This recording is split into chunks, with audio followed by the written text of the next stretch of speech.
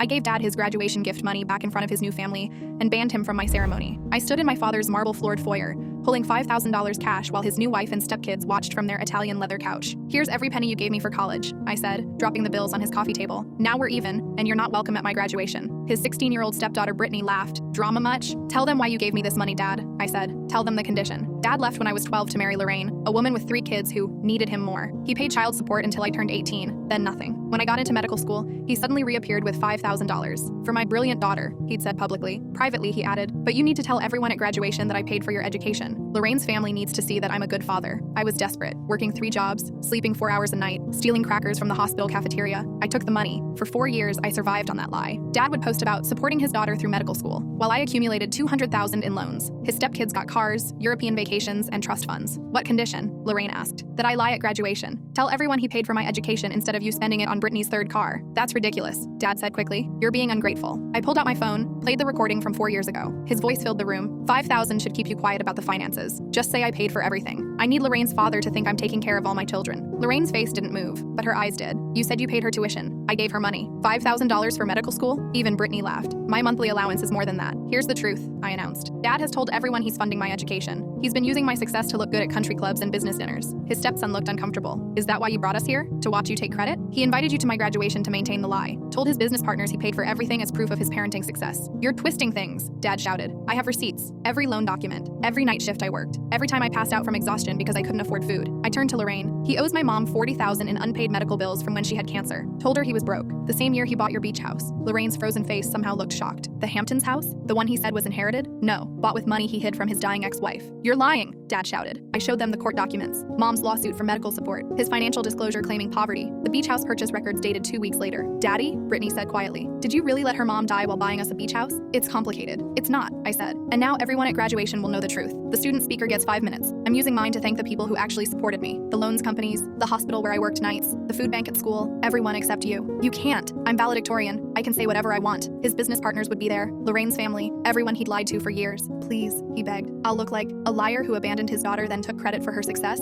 "Accurate." Lorraine stood up. "Get out." "Excuse me?" Dad looked confused. "Not her. You. Get out of my house. Our house. My house. That my father bought." The stepkids looked stunned. Their whole life was built on lies. "I need to go," I said. "Graduation's tomorrow. The real guests are waiting." As I left, I heard Brittany ask, "Did you really not pay for her school?" $5,000. Lorraine said flatly. "You spent more on those ugly sneakers last week." Dad tried calling me all night, texts about family loyalty and how I was ruining his life. At graduation, I gave my speech. Thanked my mom for surviving cancer alone while Dad hid assets, my loans for existing, and my 3 jobs for keeping me fed. And to my father, I said to the silent auditorium, "Thank you for teaching me that success earned honestly is worth more than credit stolen through lies."